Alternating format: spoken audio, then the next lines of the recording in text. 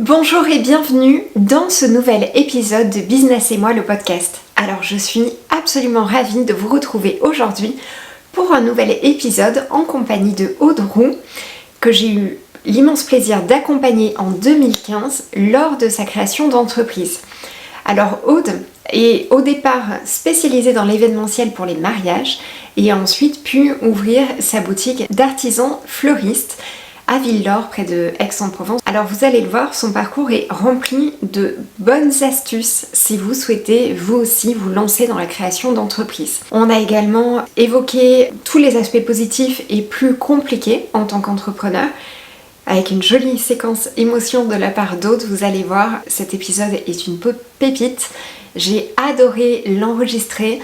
Un grand merci à Aude pour ta confiance. Je vous laisse en très bonne compagnie. Et oui, et moi, c'est Amélie Richard et j'accompagne tous les créateurs d'entreprises à créer et développer leurs concepts. Et je vous souhaite une bonne écoute.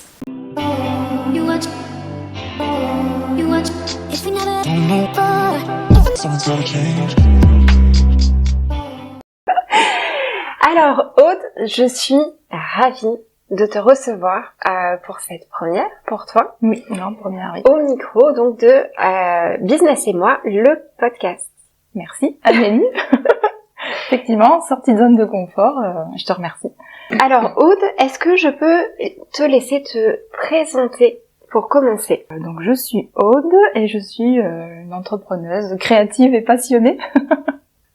Depuis 8 ans, j'ai créé, je gère la fabrique d'étoiles filantes. Je parle avec les fleurs, voilà. Je parle de de traduire vos émotions avec les fleurs. J'ai démarré avec l'événementiel, principalement le mariage, et depuis 16 ans, j'ai une jolie boutique dans le cœur du Luberon, à Ville-d'Or. Donc du bouquet, de la déco, des terrariums, voilà. Plein de belles choses. Si on revenait un petit peu en arrière, j'aime bien commencer ce podcast par un retour un peu introspectif sur l'enfance. Et je voudrais voir un petit peu si tu te reconnectais à l'enfant que tu étais, la petite Aude. Dans tes plus anciens souvenirs, comment est-ce que tu te décrirais? Une petite fille assez réservée, discrète. Ouais. Très créative par contre, je pense. D'accord. On habitait à la campagne, donc beaucoup de promenades, où je ramasse plein de choses et je fais du collage. Ouais, très créative. Très créative très déjà. Créative. Du théâtre, alors même si j'étais timide et réservée, ouais. Oui, mais ça n'empêche pas en fait. Ouais, du théâtre. Ça sert énormément pour après. Ouais. Est-ce que tu avais des idées de ce que tu aurais aimé faire plus tard? Non. Si tu te revois, par exemple, tu avais 7-8 ans, est-ce que tu avais des rêves, des envies pour plus tard, si on me posait la question? Qu'est-ce que tu répondais? Même plus grande, après dans le parcours scolaire, quand il faut prendre un peu des décisions et des voies, c'est compliqué parce que je me vois pas avec un métier en particulier. Ouais. Et en fait, c'est sur le chemin, en avançant D'accord. que je trouve et que je continue. Ouais. Quelles étaient les personnes que tu as toujours admirées? Est-ce qu'il y avait des personnalités publiques, des personnages dont tu étais vraiment fan quand tu étais enfant? Quand j'étais enfant, là tout de suite j'ai une chanteuse qui me vient à l'esprit, c'est Elsa. D'accord. Je sais pas si on la connaît encore trop. Moi je la connais, elle est née le même jour que moi. Donc oui, voilà, c'est vraiment plus notre génération. D'accord. Mais ouais, je me vois comme une grande fan d'elle, j'écoute toujours sa musique. C'est rigolo. C'est rigolo. Alors, qu'est-ce qui te plaisait chez elle, en particulier? Peut-être sa sensibilité. Elle était, assez discrète finalement aussi. D'accord. Elle était douce. Après, c'est sa musique, ses paroles. Je l'avais sûrement bien retrouvée dedans. D'accord. Ouais. T'as été toujours très poétique finalement. Je sais pas. Non. Mais c'est vrai que l'univers que je dégage maintenant, c'est un univers assez poétique. Quelles valeurs t'ont transmis tes parents quand tu étais enfant? Sûrement le respect, l'humanité, et on a vécu à la campagne, hein, je pense qu'il y a aussi toutes ces valeurs qui sont autour de ça, de la terre, des bonnes choses. Voilà, on était dans un petit village, donc d'être proche des gens, l'amitié. Ouais. Ouais. Puis le respect de la planète aussi, l'environnement. Ok. Ok. Et donc derrière, quand tu as grandi, qu'est-ce que tu as fait comme étude? Alors, tu t'es orientée vers quoi? moi j'ai un bac STT. Donc, après j'ai un BTS Action Commerciale. Ouais. Que j'ai fait en alternance. Et D'accord. ensuite une licence administration et gestion des entreprises. D'accord. Ok. Ouais. Ton alternance, du coup, tu l'as fait dans quel Alors je l'ai fait c'est une boîte qui faisait de la vente de matériel de pêche par correspondance. D'accord. Ok. Ouais. Ok. Bon, rien à voir. Donc j'ai fait ma licence et après la licence, j'ai travaillé. Donc c'est là pendant ma licence que j'ai touché à la fleur, puisque c'était un petit job d'étudiant le week-end. Ouais. Quand je suis sortie de ma licence, je suis rentrée dans une pépinière. D'accord. Voilà, parce qu'il y avait ce rapport avec les fleurs, les plantes. Et après, j'ai vite grimpé dans cette boîte où j'ai terminé responsable de secteur, donc dans l'agronomie, Oui. avec le secteur du Var. Donc je vendais des produits phytosanitaires, des produits œnologiques pour la vigne. D'accord. Ok. Voilà. T'es resté combien de temps là-bas? Dans cette boîte, j'ai dû y rester bien 5 ou 6 ans en tout. Hein. Ouais. Ouais, 5 ou 6 ans. Ok. Voilà. Et je me retrouvais pas dedans, dans ce boulot. Je rentrais le soir en me disant, mais qu'est-ce que j'ai fait? Enfin, il n'y a pas de sens, quoi. C'est qu'est-ce que m'apporte cette journée, quoi, finalement, pas grand-chose. T'avais déjà cette orientation-là qui est vraiment d'actualité encore plus maintenant, ça, mais tu le ressentais déjà à l'époque. Ouais. Ouais. Donc, Ok. pas de sens, donc peut-être du sens pour certains. Oui. Mais donc voilà, une vie bien confortable, le salaire, la voiture de fonction, enfin tout ce qu'il fallait, quoi. Mais pas de sens, et la vie qui passe trop vite. Et derrière, alors? Et donc j'avais toujours la fleur dans la tête, parce que ça m'avait plu cette expérience de job étudiant. Donc voilà, je continuais toujours à travailler un petit peu la fleur pour moi, pour la famille. Ouais, c'est quelque chose qui était dans un petit coin de ma tête. Le côté créatif, l'événementiel qui me plaisait beaucoup aussi à l'époque. D'accord. Et je me suis dit, bah pourquoi pas, quoi. Ouais. Pourquoi pas. Après, à l'époque, voilà, j'étais soutenue par un compagnon qui m'a aidée financièrement, en temps, en énergie, et ça c'est important quand on se lance. Et en janvier, je rentrais en couveuse d'entreprise. Donc tu fais partie de la team couveuse. Oui, c'est ça. Alors pourquoi ce choix justement de la couveuse? Alors c'est quelque chose dont je n'avais jamais entendu parler pendant mes études. Ouais. Et j'en ai entendu parler quand j'ai commencé mes démarches de création d'entreprise. Ouais. D'abord au Pôle emploi, après au CBE à Pertuis. D'accord, exactement. Et donc là, j'entends parler de cette couveuse d'entreprise, donc qui est un organisme d'État. C'est des associations qui permettent donc de démarrer et tester son entreprise sans avoir à s'y matriculer. Et second avantage, tu gardes aussi tes droits au chômage. Exactement. Voilà. Donc ça permet vraiment de tester, de faire évoluer ton projet, de le faire mûrir. J'ai fait 2 ans de couveuse d'entreprise et tout ce qu'on y apprend, c'est... T'as pu bénéficier de conseils directement là-bas? Effectivement, voilà, il y a organiser des ateliers régulièrement. Il y a des ateliers, il y a quelqu'un qui te suit, un coach qui te suit dans la création de ton entreprise. Et la valeur ajoutée, c'est de pouvoir partager avec d'autres créateurs d'entreprises. C'est là que j'ai appris l'importance du réseau. Qui est primordial. Le partage, l'échange, Qui est primordial. Qui est primordial parce que dans ton entourage, est-ce que tu avais justement des gens qui étaient entrepreneurs déjà ou pas du tout? Mes parents. Moi, j'ai une maman infirmière et un papa boulanger. Oui. Donc finalement, auprès de la couveuse directement, t'as retrouvé ce soutien. Ouais. Alors ton idée de départ, qu'est-ce que c'était? Donc c'était de la décoration, donc en passant par la fleur, mais aussi par le mobilier, le petit accessoire, enfin vraiment la décoration globale d'un mariage. Voilà. Donc toi, t'étais vraiment orientée événementielle. Pour commencer. Parce que, donc effectivement, j'avais une petite expérience dans la fleur, mais je me sentais pas fleuriste. Et puis finalement, de fil en aiguille, j'ai ouvert ma boutique de fleurs, quoi. Ouais. Donc la couveuse, finalement, tu es restée 2 ans sous ce format-là, où tu avais un local directement chez eux. C'est ça. Donc un espace de coworking. Voilà. Des petites salles de réunion. Et au bout de 2 ans, comment ça s'est passé? Au bout de 2 ans, on me semble qu'en couveuse, on peut rester 3 ans. On a le droit de rester 3 ans en couveuse d'entreprise. Mais effectivement, il y a eu l'opportunité d'ouvrir cette boutique parce que l'événementiel c'est assez saisonnier et je m'aperçois que je peux pas en vivre vraiment toute l'année. Donc voilà, il y a cette opportunité de créer une boutique dans un village où il n'y a pas encore de fleuriste. Donc je me suis dit allez, pourquoi pas quoi. Donc, ouais. Et pourquoi l'opportunité de Ville-d'Or finalement? Parce que j'y habitais, à l'époque j'y habitais. Tout simplement. Okay. Donc voilà, je suis sortie de la couveuse à ce moment-là parce qu'en termes de charge et de structure, c'était pas possible. Au départ, tu es partie, donc c'est à ce moment-là qu'on s'est rencontrés. Oui. En 2017, juste au moment de la création d'entreprise. Je pense que tu avais déjà une petite idée de la forme juridique. Ça non, je pense que tu m'as beaucoup orientée. Ouais. Oui. Parce que donc Amélie est comptable. Exactement. Et ce qu'il faut préciser, c'est qu'effectivement, nous on s'est rencontrés sur un réseau féminin, parce qu'on ne se connaissait pas auparavant, et en fait le réseau véritablement, c'est quelque chose d'hyper important quand on commence. Et effectivement, c'est comme ça qu'on a pu faire connaissance et tisser des liens au-delà finalement du professionnel. Mais l'idée véritablement, c'était l'accompagnement au niveau de la création, quelle forme juridique tu vas choisir, etc. pour faire évoluer ta boîte derrière. Tu as pris des salariés directement ou pas?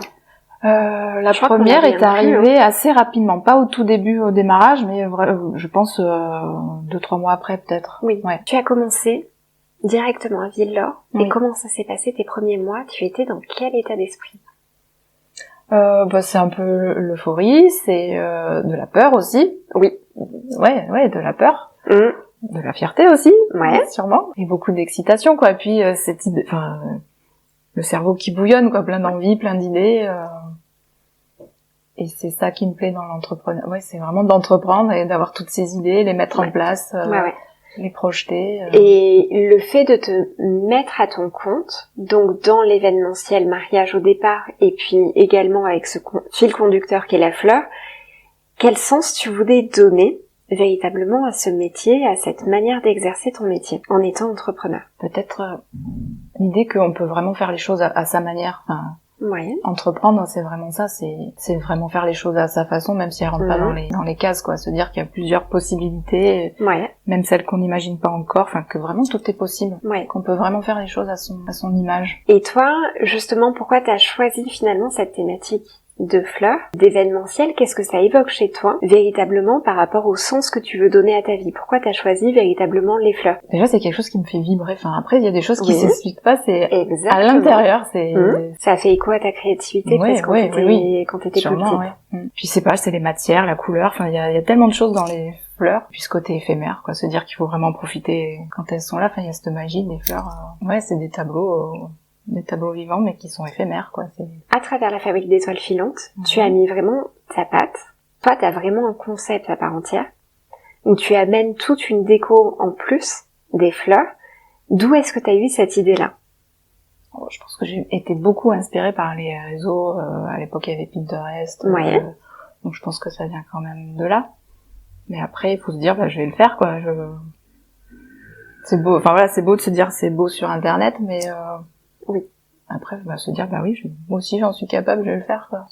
Et on a des décorations. Alors quand tu fais toi les bouquets, c'est quelque chose de très végétal, de très poétique, et que tu associes finalement au niveau de la déco des mariages avec des objets stylés anciens pour amener vraiment une atmosphère particulière. Au niveau des gens qui viennent justement pour les mariages, comment tu arrives à les interroger et à connaître véritablement leurs besoins? Alors effectivement, à la base, ils viennent pour l'univers que je peux offrir, qui à la fois, à chaque fois était vraiment quand même personnalisé, quoi. Même si on est dans un univers effectivement d'objets chinés et de ces fleurs qui sont travaillées de manière assez naturelle. Donc ils viennent à la base pour cet univers-là, mais à chaque fois c'est vraiment des projets et des devis qui sont personnalisés. Donc c'est le temps d'une rencontre, des échanges. Au niveau du modèle économique, comment tu as réfléchi? Parce que ça, c'est une grosse problématique quand on se lance dans l'événementiel. Comment est-ce que tu as réussi à bâtir, par exemple, tes prix de vente? Comment tu as réussi à te placer par rapport au marché? Alors, ça, c'est un aspect qui est assez difficile, surtout quand on n'est pas fleuriste, donc il y a ce fameux syndrome de l'imposteur qu'on connaît Complètement. tous plus ou moins. C'est vraiment l'expérience. Enfin, on fait un premier mariage, on se dit ah oui, en fait j'ai passé beaucoup plus de temps que ce que j'avais projeté. Donc c'est pareil, ça évolue au fur et à mesure et avec l'expérience. Ouais. C'est ça. Ouais. Tu l'avais vu déjà avec la couveuse un peu pour fixer tes prix de vente. Oui. Mais c'est vrai qu'après, avec la boutique et les salariés, il y a des charges qui rentrent en plus. Et... T'as eu une expérience particulière avec la télévision? Ah oui, c'est vrai. C'est un bon souvenir pour toi? Oui, c'est un bon souvenir. Pas vraiment si. Oui. Ça c'était du stress parce que il fallait aller vite sur cette journée-là. Oui. Mais oui, ça, tout reste des bons souvenirs. Bon. Oui. Parce qu'effectivement, Aude était passée avec Christina Cordula, sur M6.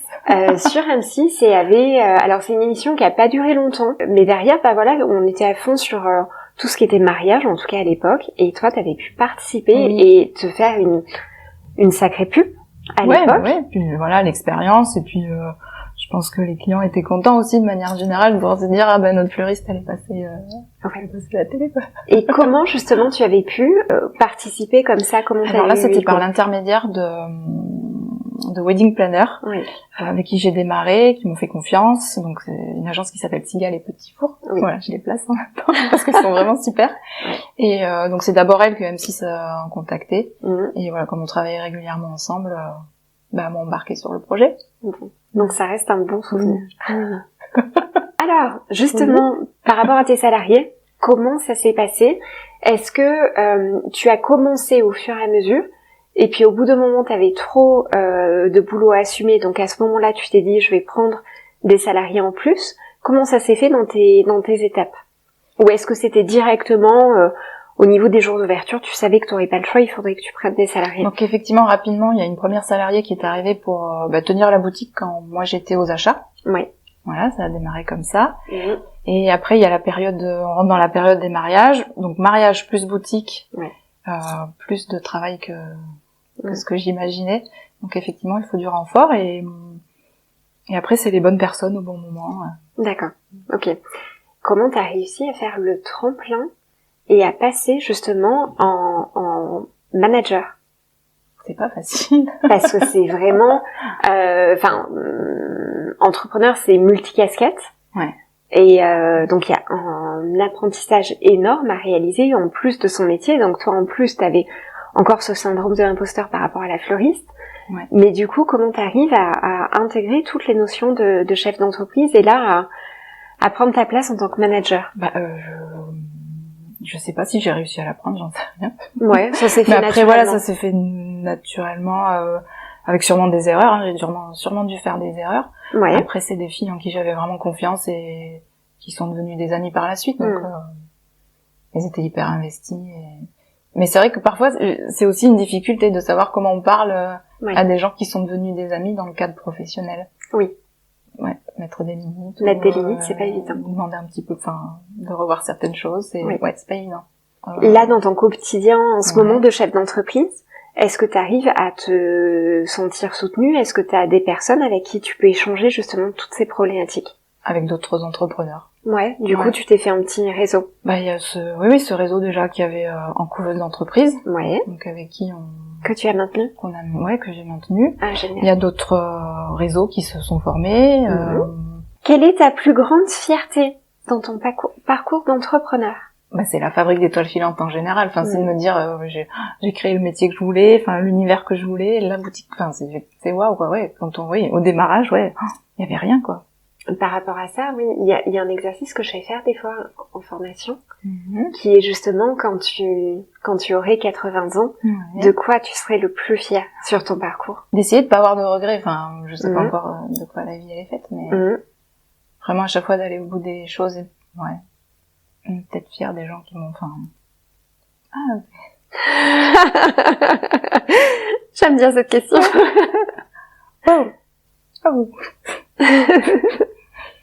Des rencontres que j'ai fait. Des rencontres que t'as fait. T'es vache. C'est tous les gens que j'ai croisés sur ma route, c'est me dire que je suis au bon endroit en fait. Ah, c'est bon. Ouais. Parce que quand tu crées ton entreprise, à un moment les portes elles s'ouvrent. Ouais. Il y a tout qui s'ouvre et tu dis je suis au bon endroit quoi. Tu te crées ta vie, en fait. Tu dépends pas d'autres personnes. Ouais, c'est ça. Et tu rencontres des gens, tu vois, quoi. Ouais, c'est tout ça, rencontre.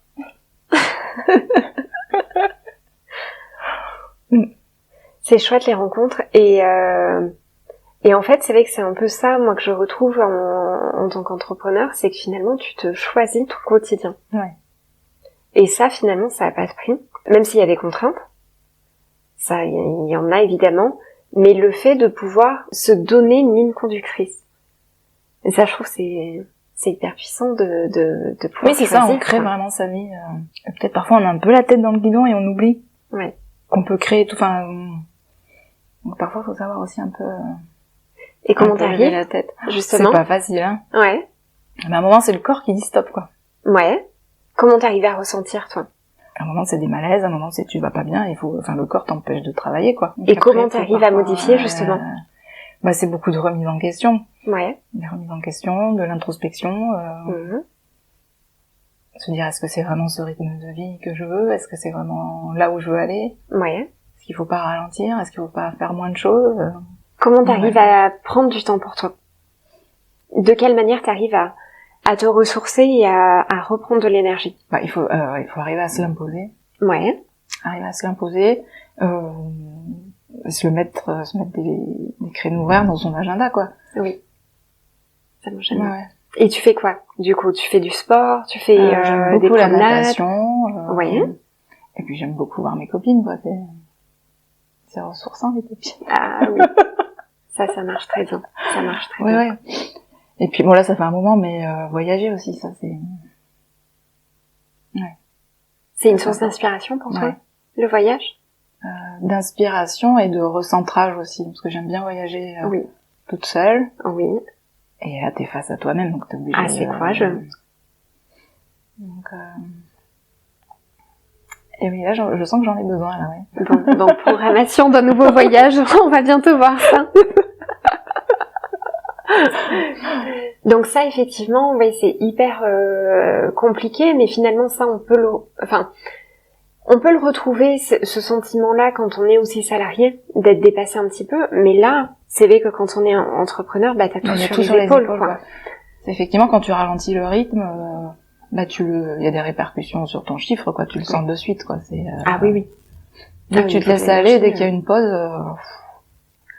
après, il faut ramer pour récupérer, quoi. Mais ces pauses, elles sont vraiment importantes. T'en as rencontré déjà d'autres difficultés? Il y a eu quelques difficultés financières, ça c'est ça fait partie de la vie d'un entrepreneur. Oui, mais toi tu sais très bien rebondir là-dessus et t'arrives justement à innover, je trouve, et à proposer directement plein de choses. Alors, ça c'est un aspect effectivement qui me plaît et je crois que c'est là que je suis je veux pas dire ma zone de génie, mais où je me sens bonne, c'est dans le fait de rebondir et me réinventer. Ouais. Oui. Oui. Et là-dessus, effectivement, moi, il y a un concept que tu avais sorti et que j'adore. C'était l'abonnement de bouquet. Oui. Et ça, c'est un concept, alors, moi, que j'avais pas vu forcément ailleurs. Toi, je crois que tu me disais que... ça existe, on le voit beaucoup en ligne, quoi, sur Internet, où on reçoit ses bouquets, du coup, par un transporteur. Ouais. Mais là, je le proposais directement à la boutique ou en livraison aux alentours. Et là, moi, je trouvais ça fabuleux parce que ça crée une surprise. C'est une nouvelle manière de consommer les fleurs. Finalement, c'est pas juste je vais chez quelqu'un le midi, j'apporte des fleurs. C'est non, par exemple, pour un anniversaire, je vais offrir un abonnement à des bouquets de fleurs et en fait, chaque mois, la personne, elle a la surprise du bouquet. C'est ça. Et je trouve que c'est un anniversaire qui dure sur plusieurs mois, quoi. C'est pas évident, je trouve, de trouver des modèles économiques qui fonctionnent. Et je trouve que toi, t'avais su réellement innover en étant force de proposition sur des choses qui se faisaient pas forcément couramment, où effectivement t'avais des points relais directement dans certaines villes que t'allais livrer et tu livrais du bonheur aux gens, quoi, directement. Et ça, c'est trop chouette, en fait. Mais c'est vrai qu'il faut savoir, on est dans une période où tout va vite, les manières de consommer changent énormément souvent. Là, après le Covid, enfin ça change vraiment souvent et je crois que pour réussir et durer, il faut arriver vraiment à se remettre en question et savoir écouter les tendances et même parfois avoir un peu d'avance, quoi. Oui. Ouais. T'arrives à suivre ton intuition là-dessus? J'essaye de l'écouter, oui.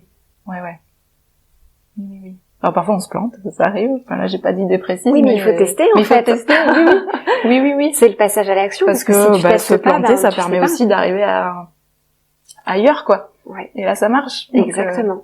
Se planter c'est. Ouais. Il faut passer par là, je pense. Et tous ces éléments-là, enfin moi je trouve que c'est des vrais éléments différenciants. Est-ce que toi, tu arriverais à définir la fabrique d'étoiles filantes, justement? Comment est-ce que la fabrique d'étoiles filantes est différente des concurrents qui font soit que de l'événementiel, soit juste des fleuristes?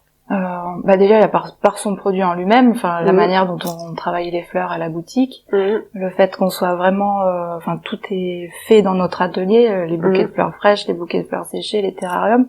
Donc on est vraiment sur du produit sur mesure, on peut nous demander du sur mesure. Voilà, après il y a l'univers en lui-même, et peut-être aussi parce que je communique beaucoup avec les réseaux sociaux. Ouais. Donc j'essaye vraiment d'être proche de mes Mais clients, c'est de ma le nouveau communauté. mode de consommation, en fait. Effectivement, les gens sont friands de ça et ils sont très très réactifs sur les réseaux sociaux, ouais. Et au niveau de tes valeurs, justement, je trouve que tu arrives énormément à transposer tes valeurs, notamment sur toutes les fleurs de saison. Ouais. Ça, c'est quelque chose qui te tient à cœur? Oui. De manière générale, l'environnement, parce que c'est dur de se dire, de transposer ces valeurs qu'on a pour personnel, on va dire, mais transposer après dans le professionnel. Et c'est vrai qu'avoir un commerce, c'est énormément de déchets. Enfin, c'est de la consommation, quoi. C'est de la consommation, et du coup, c'est pas facile de rester aligné. Donc, il y a quand même des petites choses à mettre en place. Quand on veut, on peut. Ah oui. Oui. Mais ça, c'est un vrai élément différenciant. Et d'ailleurs, tu avais fait une vidéo il y a pas très longtemps là-dessus, pour la Saint-Valentin, justement, qui était géniale parce que très clivant, où tu appelais justement à consommer des fleurs de saison, et pas forcément des roses en plein mois de février.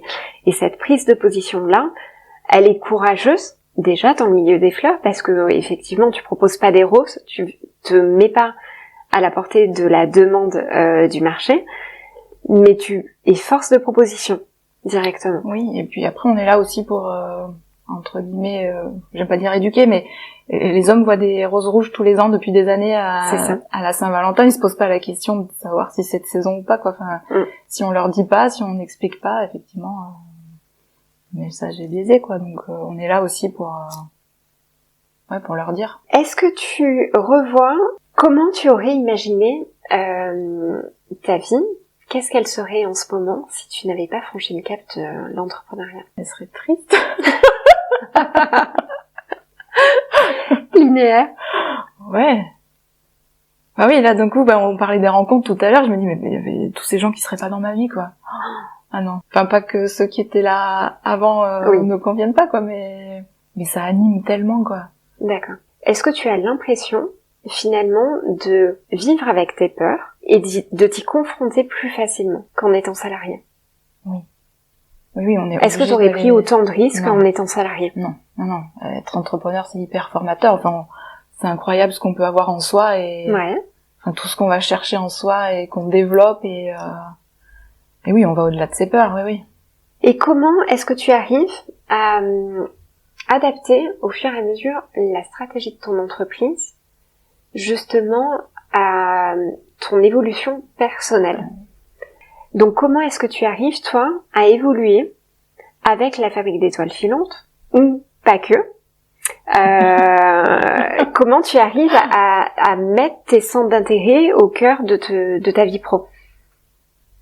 C'est vrai que j'ai vu la fabrique d'étoiles filantes vraiment évoluer. Enfin, j'ai démarré, je voulais faire que du mariage. C'était hors de question que j'ai une boutique. Donc aujourd'hui, j'ai une boutique et je veux beaucoup faire moins de mariage parce qu'effectivement, il y a des choses en termes de valeur, il y a des choses qui me dérangent dans la prestation, dans le mariage. D'accord. Donc ça, c'est quelque chose que j'ai beaucoup moins envie de faire.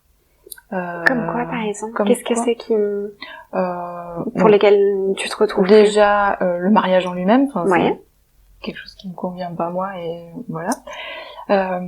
Et puis on parlait d'environnement tout à l'heure, c'est tout ce volume de fleurs, de végétaux pour une demi-journée, et que moi je vais voilà, le lendemain je vais tout récupérer, j'emmène tout à la déchetterie, c'est encore tout beau, tout, c'est donc moi j'ai un peu de mal avec tout ça là. D'accord. Ouais, mais c'est hyper important parce que du coup, tu arrives à aligner finalement la stratégie de l'entreprise par rapport à ça. Oui, c'est pas toujours facile. Non. Mais parce que finalement, je me coupe d'une partie de mon chiffre d'affaires. Hein, oui. Donc c'est des décisions qui sont un peu lourdes à prendre, quoi. Mais effectivement, je suis plus du tout alignée avec. Donc. Alors du coup, ton nouveau centre d'intérêt. J'ai vu arriver. Alors du coup, finalement, tu arrives à développer une nouvelle activité. C'est ça. Qui reprend un peu plus tes valeurs, ton évolution personnelle. Donc tu as rejoint un nouveau concept qui s'appelle Joli Moi. Oui. Voilà. Oui. Depuis quelques mois, comment tu en es venue justement à cette réflexion? Pareil, hein, ça fait toujours un petit peu son chemin, tout doucement. Donc Joli Moi, c'est un concept de social selling, donc qui vend de la cosmétique, du produit de beauté et bien-être. Donc je m'y suis d'abord intéressée en tant que cliente, parce que voilà, j'arrivais à 40 ans, faut faire quelque chose. Et donc j'aimais beaucoup le concept et le fait de trouver vraiment des jolies marques éthiques, engagées. Ouais. Donc voilà, je me suis d'abord renseignée en tant que cliente. Ouais. Et donc cette plateforme Joli Moi marche avec donc c'est du marketing de réseau. Donc c'est les plus connus Tupperware, voilà. Et donc propose de pouvoir obtenir un complément de revenus. Et donc je suis fleuriste. À un moment, le salaire plafonne. Exactement. Je suis dans un petit village. Et moi j'aime vivre, j'aime manger dans des beaux restos. Enfin j'aime la belle vie quoi. Et je me suis dit pourquoi pas en fait trouver un complément de revenus. Donc j'ai réfléchi quelques mois et je me suis lancée. Ouais. Et finalement, est-ce que tu arrives par cette nouvelle activité justement à rééquilibrer un petit peu plus tes valeurs que tu as abandonnées là par rapport au mariage? T'arrives à t'épanouir un petit peu plus avec toutes ces valeurs éthiques, etc. Donc c'est effectivement un univers que je découvre et qui me plaît énormément, qui me plaît beaucoup. Alors est-ce que je m'y retrouve en termes de valeurs? Peut-être pas encore assez parce que c'est le tout début et que j'y consacre pas autant de temps que ce que je voudrais. Mais ça m'anime beaucoup. Puis voilà, il y a le côté nouveauté, challenge. C'est ce que j'allais te dire en fait. Découverte, apprendre. C'est le challenge, oui. Puis voilà, me réinventer encore quoi. Ouais, c'est ça. Me réinventer. Bon. Alors, après, quel serait ton prochain objectif? Si vraiment tu ne te mets pas de barrière, comment est-ce que tu t'imagines 5 ans, 10 ans, si tu pètes tous les plafonds? Allez, je pète tous les plafonds. Déjà trouver un acquéreur pour ma boutique. Ouais. Donc qui garde les mêmes valeurs et la même façon de travailler dans l'idéal. Et être moins voilà, là je suis en ce moment la boutique je trouve que c'est beaucoup de contraintes horaires. Je commence un petit peu à trouver ses limites à tout ça. Et là j'ai besoin de beaucoup de liberté, on va dire. Oui. De retrouver beaucoup de liberté et ce que je pense peut m'apporter le marketing de réseau, puisqu'on peut travailler d'où on veut et quand on veut. Ouais. Et qu'effectivement il n'y a pas de limite en termes de salaire si on s'en donne les moyens. Exactement. Ouais. Donc beaucoup de liberté, beaucoup de voyages, voilà, pouvoir travailler de partout dans le monde en fait. Je trouve ça génial. Alors, est-ce que tu as des astuces à partager aux personnes qui souhaitent se lancer, ou si tu avais par exemple un conseil à Aude en 2015 qui va se lancer, qu'est-ce que tu aimerais lui chuchoter à l'oreille? D'écouter son intuition. Ouais. Et de se dire que c'est normal d'avoir peur, mais que c'est le cerveau qui a peur, mais qu'il faut vraiment écouter le cœur, quoi. Le cœur sait toujours, et Donc petit pas par petit pas, des actions, des actions, des actions, même des toutes petites actions, mais toujours être en mouvement. Ouais, en mouvement quoi. Il y a toujours un retour sur ces actions quoi. Ouais, puis se faire confiance. Vraiment. Ouais, véritablement. Et s'entourer, ouais. Le réseau. C'est essentiel. C'est essentiel. C'est essentiel. Mais le faire de façon parce que oui, c'est du réseau business. Mais je pense qu'on peut quand même y rester naturel et avec ses valeurs et... Bon, super chouette. Où est-ce qu'on peut te retrouver? Où est-ce qu'on peut me retrouver? On peut déjà me retrouver dans ma boutique à Villelor, qui est ouverte 7 jours sur 7. Et on peut me retrouver sur les réseaux sociaux, sur Facebook, Instagram. Je me mets tout doucement à LinkedIn. Et dans les soirées réseau, on peut me retrouver dans les soirées réseau. Et ton nom sur Instagram, par exemple, c'est donc il y a la Fabrique d'étoiles filantes pour la boutique. Et après, il y a le second plus perso et orienté cosmétique, donc qui s'appelle Dream Plan Do. Voilà. Donc rêve-le, planifie-le et fais-le, quoi. C'est très chouette, c'est très chouette. Eh bien, un grand merci. Merci à toi, Aude, pour ce moment, pour tous les bons conseils partagés. Merci beaucoup. Merci Amélie. Merci à tous. Et voilà, c'est fini pour aujourd'hui. Si tu as aimé cet épisode, n'hésite pas à t'abonner sur ta plateforme d'écoute habituelle, à mettre une note également, ça aide beaucoup pour faire connaître ce podcast. N'hésite pas également à suivre Aude sur ses réseaux sociaux si son travail t'intéresse. N'hésite pas également à me suivre sur Instagram notamment, Business et moi, où je te délivre énormément d'astuces finance et pas que pour la création d'entreprise. J'ai hâte de t'y retrouver.